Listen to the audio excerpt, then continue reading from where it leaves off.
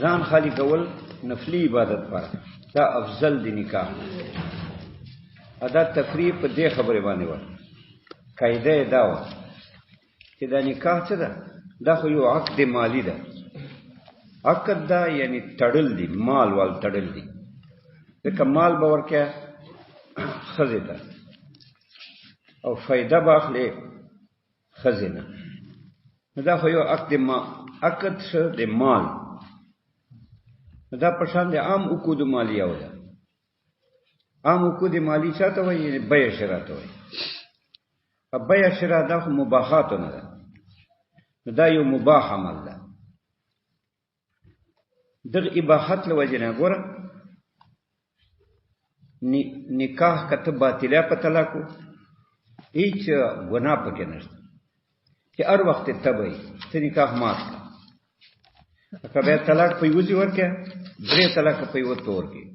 بیا ټیک ده که په جدا تھارو کې ورکه بیا صحیح ده که په یو ځله ورکه په یوې کې بیا صحیح ده دا ټول تفریعات دې خبرې دي چې نکاح دا یو عقد ده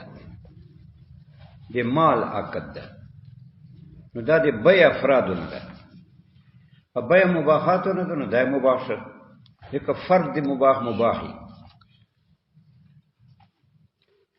دیو جنا امام شافعی صاحب دې دا تفریع وکړه چې نفلی عبادت اولاده اغنا نکانا عقد نه دا اولاده نفلی عبادت اولاده بل دلیل امام شافعی صاحب دا فرمایي چې ګوره نفلی عبادت اولاده نکانا وجه دا ده چې ترک ممدوح ده ترک النکاح مت خراغله لکه یحیی علیہ السلام بارک دی سید و حسورا لا سید و حسور حسور معنا حسر من ته وای ان دا ممنوع نکاح نه کوله و نبی من الصالحین ګوره د مت خراله په ترک النکاح مت خراله معلومه شو چې ترک نکاح اولاده نکاح نه دا دې دلیل ده کړه چې نفلی عبادت افضل ده نکاح نه چې ترک نکاح مت خراغله ده دا دلیل ویل اگر کوم جواب کو چې ګوره دا عقد مالی نه ده دا نه ده عقد مالی چې دا یو بیع نه یو فرد ده بیع فرد نه ده وجه دا ده چې دا مال په نکاح کې دا د الله حق ده دا د بنده حق نه ده دا د الله حق ده په ابتدا د نکاح کې مال متعین کول دا د تعظیم د محل وجه ده چونکه انسان محترم ده کنه نو زنانه انسان ده محترم ده نو تعین د محل وجه نه ده مال تعین مونږ کو نور مال حق الله ده دلیل څه ده چې دا حق الله ده چې الله حق ده دلیل دا ده چې وګوره که زوجین په دې باندې ترازیو کی اراضی شي خپل مس کې په ترک المهر چې مال نه متعین کو بیا مہر واجب ده سره دې دینا چې دوی اتفاق په ترکو کې بیا مہر واجب ده معلومه شوه چې دا مال ان مہرمی سبب به ورکړي تسمیه نه وکي راضی شي په ترک باندې بیا به مہرمی سبب ورکړي معلومه شوه چې دا مال دا د الله حق ده چې شاید الله حقوق نه نو دا عبادت نه نو دا عبادت ده دا استماعي ما شافي صاحب چې نه عبادت نفلی دا عبادت ته نو دا اولاده انکاح خو یو معامله ده ا دې به یو فرد ده ابیا مباحات نه دا فرد مباح مباح نو دا مباح ده نه دا مباح نو دا دلیل ویل چې ګوره دې مت خراغلی ده د حضرت یحیی علیہ السلام په ترک نکاح باندې موږ جواب کوو چې ټیک ته د مدح راغلی ده خو مدح خو کلی مشکک ده کلی مشکک دی ته وایي چې دی په افرادو باندې محمولي فرق حیثیت سره یعنی بعضې باندې حمل بعضې افرادو باندې حمل اولای بعضو باندې غیر اولای دې ته کلی مشکک وایي لکه اسود تور ته وایي نو دې مختلف افراد دي کارغه چې ده کاغه دا فرد دی اسود ده دا توره ده کنه احبش تور دي دا دواړه افراد دی اسود دي خو اسود کلی مشکک ده مشکک معنی چې حمل کې فرق کی دا تشکیک نه ده تشکیک تفکیک ته وایي تفکیک معنی بدلیدل یعنی حمل په افرادو بدل را بدلی نو اسود حمل په کاغه باندې دا مرارن ده حمل دی اسود په حبشي باندې مرتن دا یو ځل ده څه مطلب دا مطلب چې عقل کاغه ته ګوري نو عقل دی وهم په واسطه داسې وایي چې دا کاغه کې کم تورواله ده دا د لس حبشیانو تورواله ده وایي چې لس حبشیان چې جمع کې د یو کاغه تورواله دی جوړي نو عقل چې ګوري کارغه ته نو د وهم په واسطه وهم داسې وایي ویني خو نه کنه خو وهم دا انتزاع کوي وهم دا خیال کوي چې دلته کاغه کې د حبشي لس توروالی جمع دي نو چې کاغه کې لس توروالی رااله لس سواد رااله نو لزل اسود محمول شو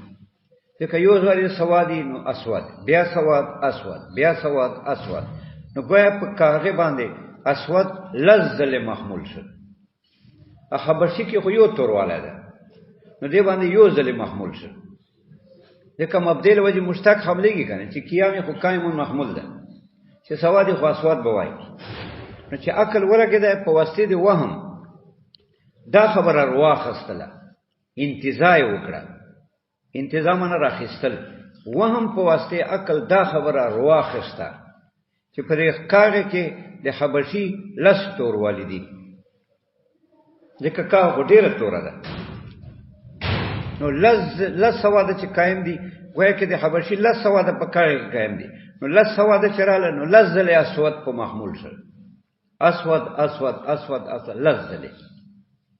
حبشي کې خو یو سواد ده نو یو ځل اسود محمول شو دا کلی مشکک شو مشکک څه معنی تشکیک نه ده تشکیک معنی بدلیدل را بدلیدل یعنی حمل دی کلی په افرادو بدل را بدلی څنګه بدل را بدلی په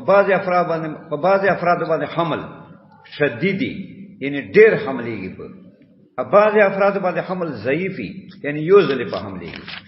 لکه دلته اسود په کاغه باندې ډیر ځل محمول شو په حبشي باندې یو ځل محمول شو دلته داسې ده چې ټیک ته یحیی علیه السلام تعریف کړی ده چې سید و حسورا چې دا سید و حسورو یعنی زنانه ونه ده بندو او دا د مدح ده نو ټیک ته مدح ده خو مدح کلی مشکک ده دام خبره ده چې دا بندو خو دې نه نور خې خبره شته ده کنه چې دا واده وکي دا واده کول دا دینه زیات دي ځکه چې واده سره نفس کنټرول شي او نفس کبایحونه لری شي بدونه اجتناب کوي بدونه اجتناب او کبایحونه لری کدل دا د الله د نزدېکت وسیله ده الله د قرب وسیله ده الله ته قرب دا خو لوی شی ده نو نکاح هم خدا ترک نکاح خدا خو نکاح ترک نکاح نه زیات خدا یا مونږ وایي چې ګوره اصل کې شرایو کې خو نس خراجي یحیی علیه السلام په زمانه هغه ځان له دین و هلته ترک نکاح دا مامور به یو بیا په دین د نبی مبارک صلی الله علیه وسلم کې نکاح مامور به شو نو اوس نکاح مامور به دا حسن ده هلته ترک نکاح و نو د یوې زمانه حکم په بل زمانه د یو نبی حکم په بل نبی حکم نه قیاس کېږي نو ټیک ته مدح هوا اوس په نکاح کې مدح ده دا شو دا احناف طرف نه دا توجیه شو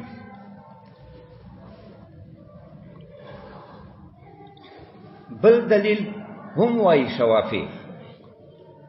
چې ګوره دا نکاح څه ده دا یو عقد ده او نفلی عبادت دین افضل ده وی ولې وایي ځکه حدیث کې هم داسې راځي کنه حدیث کې هم داسې راځي چې بهترین انسان هغه ده چې دا قلیل الحازی حاز دا بهترین انسان ده صحابه ته پوښتنه وکړه چې یا رسول الله برکه حاز څه معنی وای حاز دا معنی ده چې نه وادي اولاد نه خزانه اولاد نه چې خزانه اولاد نه نو بوج نه کو دا خیر الناس ده بهترین سړی ترک ته واده کې بهترین ویل لہذا نفلی عبادت اولاد وادنه نکاح مونږ وایي جواب کې چې ټیک ته ترک ته نکاح ته افضل ویلي دی حدیث کې خو نور حدیثونه شته کنه چې په فضیلت دلالت کوي لکه نکاح من سنتي فمن رغب عن سنتي فليس منا یا تزوج الودود الولود یا تزوجوا وتكسروا ودونکو وتكسروا اولاد ډیر راوړو ځکه چې زه به قیامت پورې په دې باندې فخر کوم نو دې معلومه شو کنه نور حدیثونه هم شته چې هغه دا چې نکاح افضل ده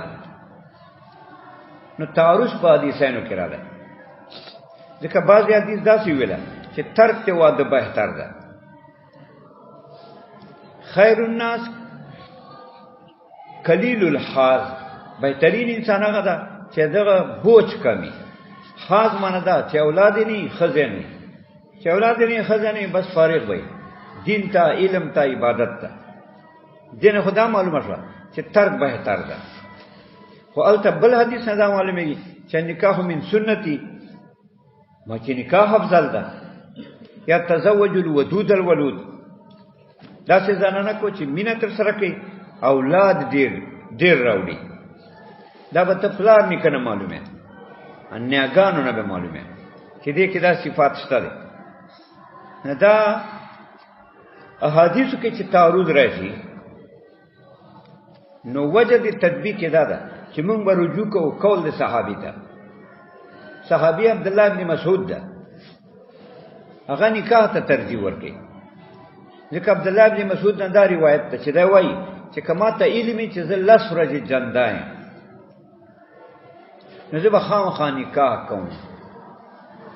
زه به جان په نکاح باندې مشغولم چې ما ته پته چې لس ورځې جندایم بیا به زه نکاح باندې ځان مصروف کوم ځکه خو وجه دا ده کنه چې ته ژوندی نکاح باندې مصروف یې ته به فواحشو نه بچې بد امور نه به بچې غلط خیالاتو نه به بچې لہذا معلومه شوه چې نکاح اولاده ترک نکاح نه بنا په قول د صحابي کله چې تعارض حدیثانو کې راشي نو رجوع به قول د صحابي ته کوي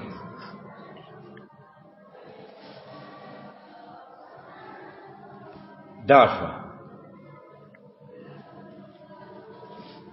نو بارا فرع لهذا د په دې تفریق کړي و چې تخلیل نفل عبادت افضل من الاشتغال بالنکاح چې ځان خالی کول نفلی عبادت پر دا افضل دی نکاح نه دا تفریق کړي و ابي اخر کې ویلو وجعل عقد النکاح قابلا للفسخ بالخلع نکاح د قابل د فسخ ګرځول ده خلع پاره لکه ګوره بیا مباحات نه ده کنه فسخ جایزه ده هر وخت چې اراده کوي عقیدین نو فسخ کولای شي نو دا چې نکاح هم قابل د فسخ ده هر وخت چې زوج اراده وکړي نو دا فسخ کوي شي په خلع سره خلع باره کې دا مسله ده چې دا طلاق ته کنه دا فسخ ده امام شافعي څه دا فرمایي چې خلع څه ده دا طلاق دا فسخ ده امام شافعي څه په فسخ ده خلع همون کو مذهب باندې خلت طلاق تا طلاق بیان ده یو طلاق تا نو د نکاح قابل د فسخ ګرځول ده په خل سره وكذلك قوله تعالى حتى تنكح زوجا غيره خاص في وجود النكاح من المرأة دا بل دلیل وای په دې خبره باندې چې خاص دا کتی العمل ده معنا د خاص کتی ده عمل په خاص باندې کتی ده حکم کتی ده ځکه معنا د خاص متعین نه بلا اشتباه چې اشتباه نه پکې ابهام نه پکې نو معنا یې کتی او حکم د خاص هم کتی ځکه حکم هم معنی سره تعلق لري دې بل مثال درکې حتی تنکح زوجا غیره ورته طرف داسې فرمایلی دي الطلاق مرتان طلاق رجعی دو دي طلاق رجعی کې رجوع کولای شي که یو طلاق رجعی هم رجوع کېدای شي که دو طلاق رجعی هم رجوع کېدای شي رجوع سره دا ختم شو فإن طلقا من بعد کدی نه بعد دریم طلاق ورک فلا تحیل له دا زنانه د لپاره جایز نه ده اوس مغلظه شو حتی تنکح زوجا غیره حتی چې د نکاح کی بل خاوند سره اوس ګوره تنکح تراشه تنکح صيغه واحد مؤنث ده په دې کې دا خاص ده بل احتمال پکې نشته یو ځکه ما قبل زنانه ته ضمیر راځي ده نو تنکح واحد مؤنث ده په دې کې دا خاص ده مؤنث ته ضمیر راځي ده ځکه مخکې بیان داسې ده چې طلاق مرتان فامساکم بمعروف او تسريح باحسان فإن طلقا من بعد فلا تحل له حتى تنكح زوجا غيره دا مخکې بیان خو په زنانه کې ده نو تنکح ضمیر دا زنانه ته راځي ده نو دا تنکح په مؤنث کې نسته او خاص ده نکاح په خپل معنی کې هم خاص ده بل احتمال نه لري نو نکاح په خپل معنی کې خاص ا دې نکاح فاعل زنانه ده دې کې ده خاص کتی العملی او حکم قطعاً فائدہ کوي ځکه چې بل احتمال نه بیا نو نکاح معنا کتی ده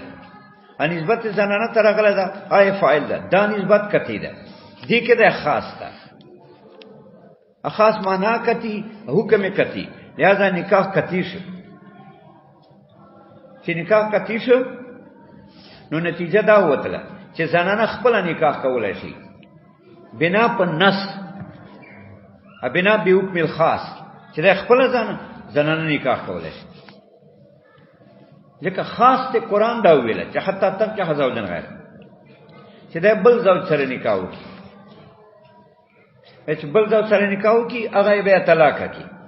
او به عدت تیر شي په پس زوج اول ته دا جایز ده دا موږ مذهب ده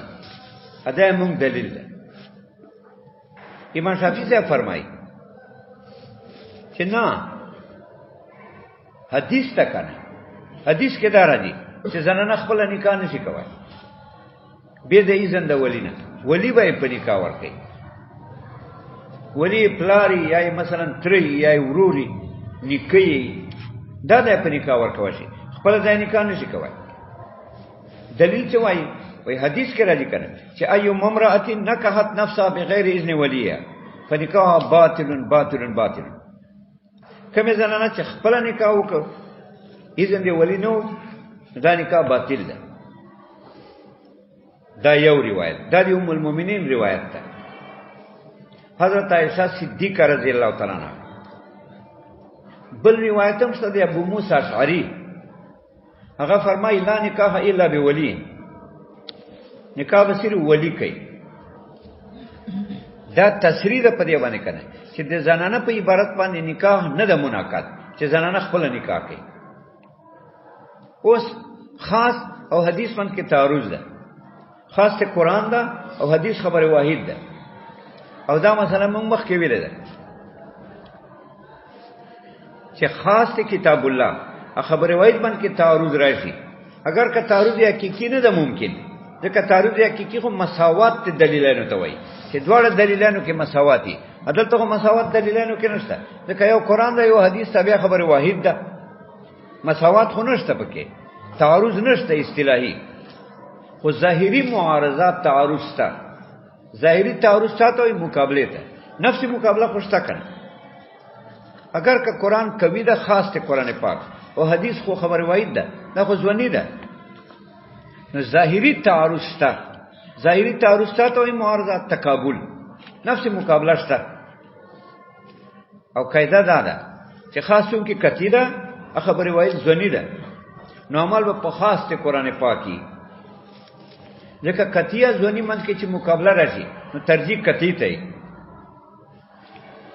دا سه ابو موسی اشعری رضی الله تعالی روایت کوم لا نکاح الا بولین دا خبر واحد ده او حتی تن کې حذف جن غنو خو خاص ته قرآن ده په معنا کې کتی ده په حکم کې کتی ده په نسبت کې کتی ده چې نسبت زنانه ته ده معلومه شته چې زنانه خپل نکاح کولای شي دا ګوره وکذالک قول تعالی دارنګ دا کول دی الله پاک یعنی دارنګ دا کول دی الله پاک هم خاص ده په خپل معنا کې کتی ده په حکم کې کتی ده حتی تن کې حذف جن غیره پس د اول ځل ته ځای کې دی چې بل خاوند سره نکاح وکړي او بیا مغلظه شي بیا هغه بیا پریدي بیا پس زوجه او عدت تیر کی بیا پس زوجه اول سره نکاح سي خاصم فی وجود النکاح دا تن کې حلف خاص ده فی وجود النکاح د نکاح موجود والی کې من المرأه زنانه طرف نه چې زنانه خپل نکاح کولای شي فلا يترك العمل به بمعروف یعنی نبی صلی الله علیه و آله وسلم نو عمل په خاص نشي پرې خودلای دا کتی ده پچانه شي پرې خودلای په ځونی بمعروف یعنی نبی صلی الله علیه وسلم فاغه روایت چې حضور نه ده ايو ممراتی نار زنانه نکحت نفسه چې خپل ځاني په نکاح ورک بغیر اذن ولیه به د اجازه ته ولینه په نکاح باطل ابل حدیث ته ابو موسی اشعری لا نکاح الا بولین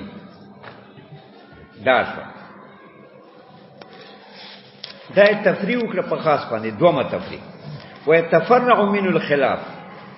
في حل الوطء ولزوم المهر والنفقة والسكنى ووقوع الطلاق والنكاح بعد الطلقات الثلاث على مذهب عليه قدماء واصحابه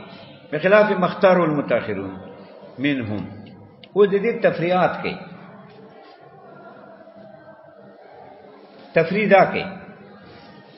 چې ګوره زنانه خپل نکاح وکړي به د ولینا لکه په دې باندې ناطق قرآن دا چې تن کې ها ا قرآن خاص تا معنی کتی دا حکم کتی دا نو زنانه خپل نکاح کولای شي ایمون په مذهب